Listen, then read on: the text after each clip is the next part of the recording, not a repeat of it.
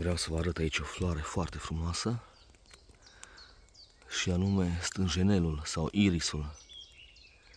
Crește așa în zone umede, pe lângă râuri. Foarte, foarte frumoasă floarea asta. Uitați ce petale. De obicei, cei pe care îi avem noi prin gospodării și care se găsesc în comerț sunt cei mauve. Aceștia sălbatici sunt galbeni.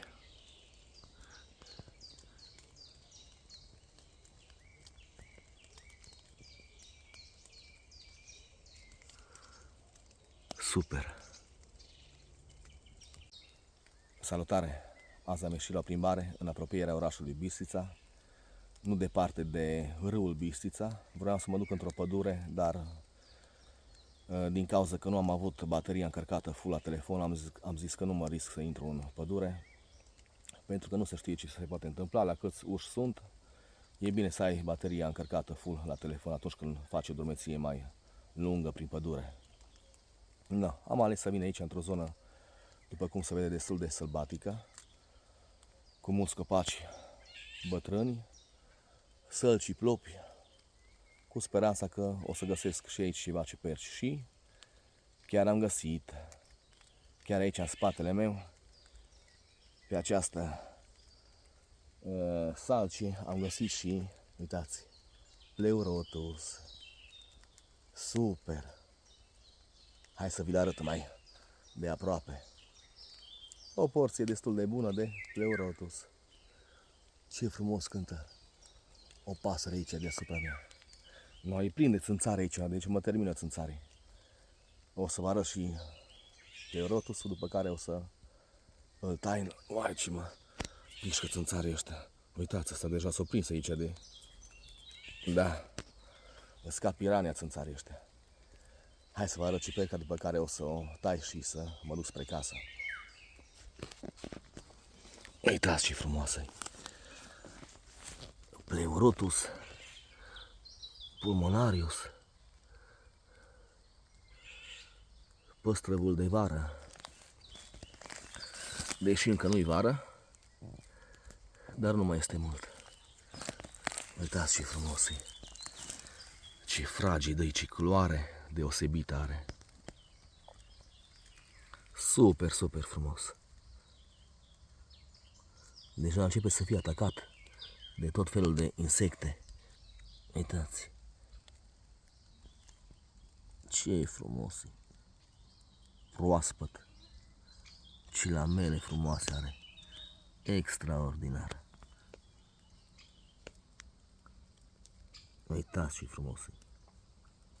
Superb. Și destul de fraged.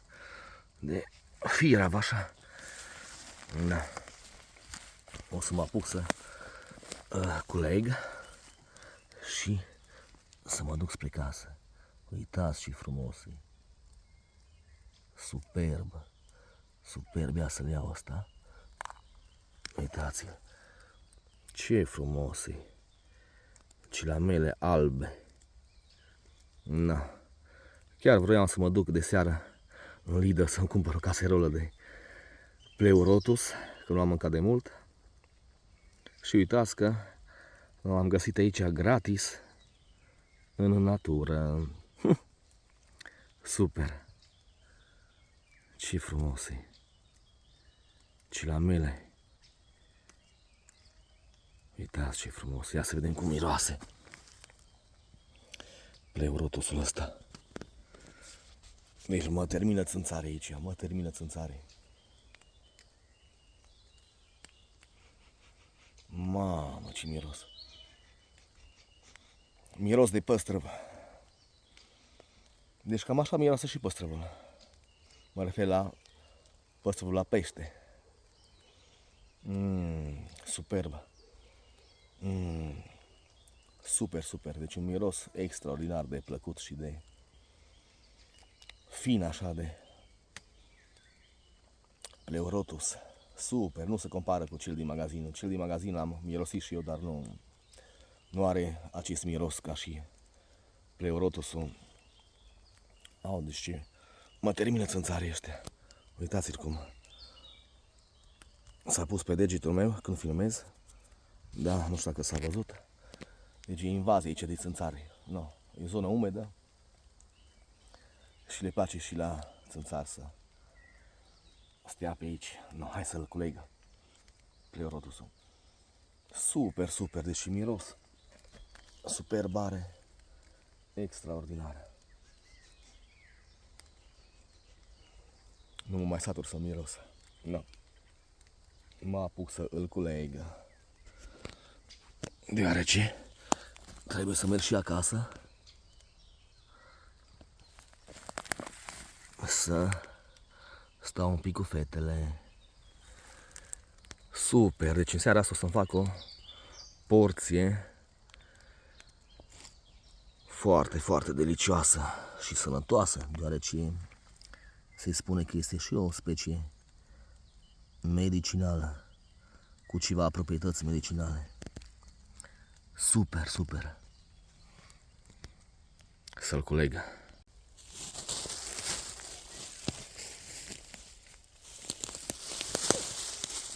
Am să mă pun aici frumos să îl recoltez. Foarte, foarte frumos acest Pleurotus. Deja începe să fie și mâncat de insecte.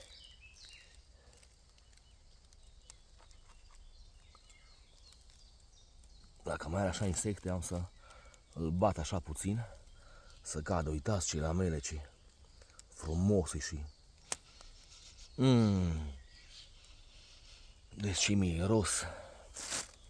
Super, nu se compară cu cel din magazin, cel care îl găsiți la caserolă. Superb. Ce frumos e. Superb, superb.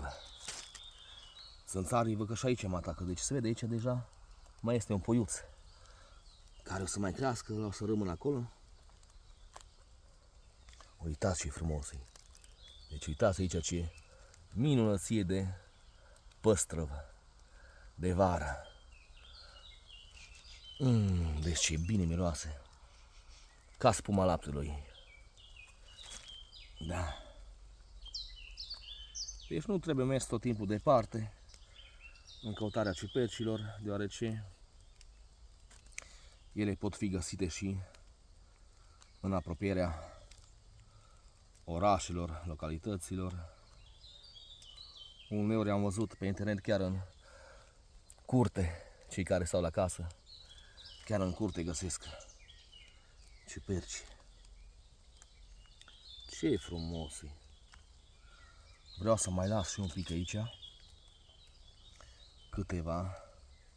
Uite, astea o să le las așa mai micuțe să crească și să-și mai împrăștie sporii, deși deja se vede că și-au împrăștiat un pic din spori. Uitați ce frumoși sunt păstrăvii ăștia. Super, super. No. Asta da ieșire. Nu departe de casă.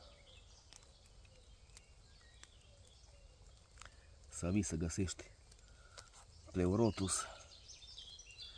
Super, no? Am să țin minte zona. Și aici o să mai las să mai crească. Aici sunt micuți. No, hai să le iau și ăsta. O să mai las aici puțin așa.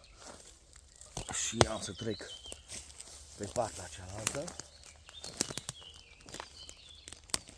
Să îl recoltez și pe ăsta mare. Asta deja e rupt de mine.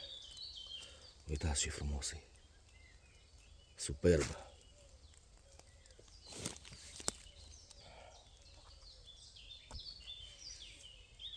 Da. Am de o porție în seara asta. Cu ceapă așa. Și puțin usturoi. Super. Chiar îmi era poftă de un Pleurotus. Uitați ce frumos e.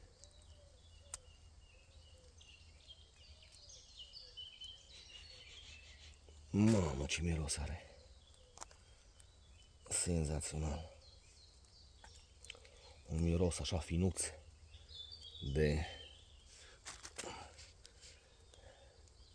ciupercă. Deja se pare că e atacat de insecte. Nu e problemă. Îl spăl foarte bine acasă și am să îl consum. Și dacă această salce nu o să cadă de pe picior, la anul o să vin să recoltez din nou. Super!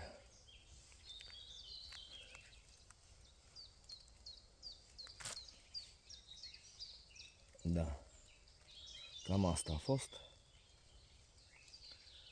Sunt mulțumit. O să fac o porție, nu mare, însă delicioasă, din natură.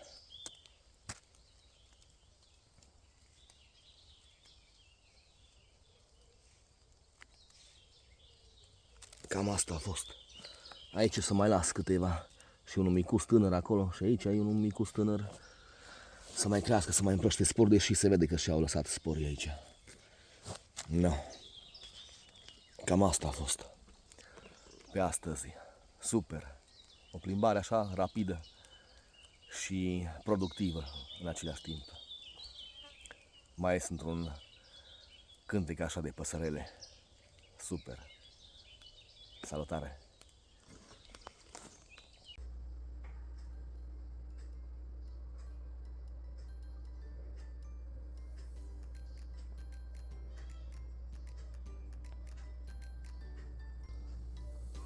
Am să tai și pleurotusul. Uitați ce fragil e. Deci un miros extraordinar. Mirosul. Uitați ce frumos e.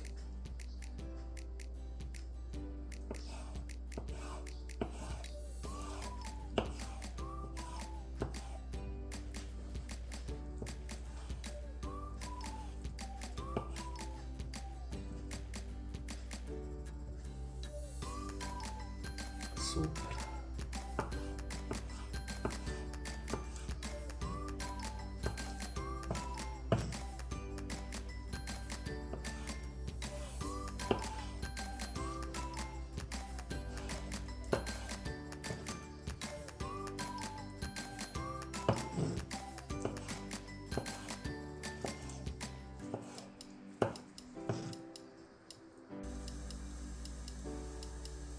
Acolo am tăiat usturoiul, pătrunjelul verde, aici este pleurotusul, sare, piper și cam atât. Acum o să adaug, după ce s-a călit ceapa, un ulei de măsline, o să adaug pleurotusul.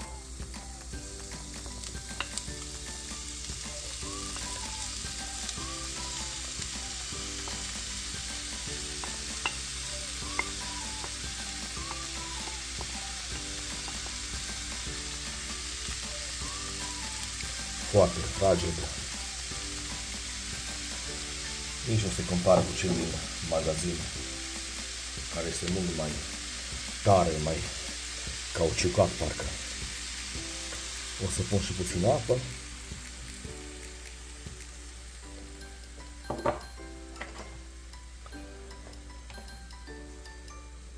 Și sare.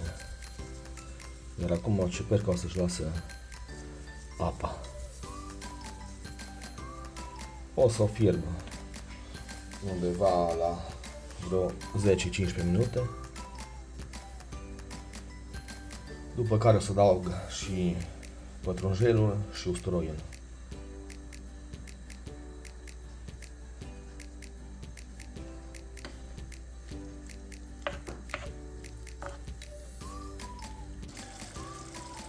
După 15 minute în care a fiert, am să pun și pătrunjelul. usturoiul.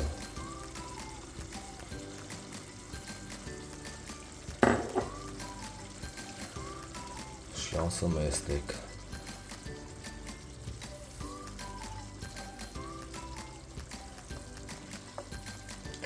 Am să-l mai las puțin,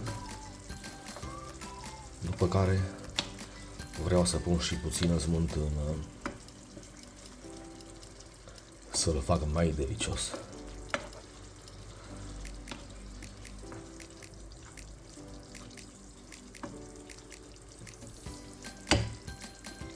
Și lângă am făcut și mămăligă.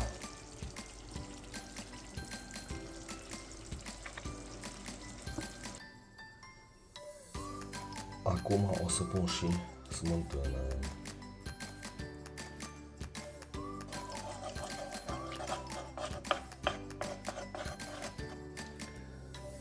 Ca să fac mâncarea mai delicioasă.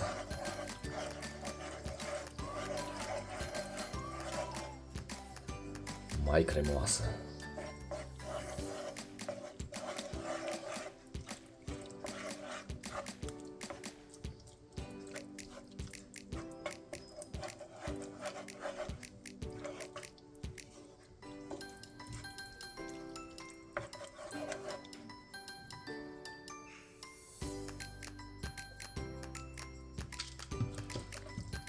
Cam atâta.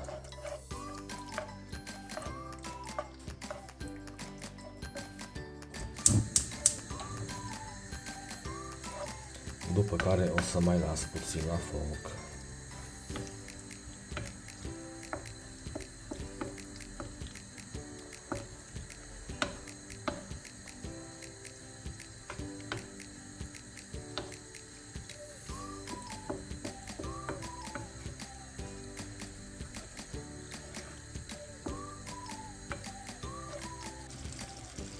Și am terminat și mâncarea de pleurotus.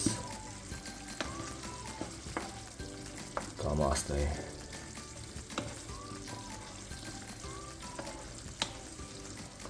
Un deliciu culinar.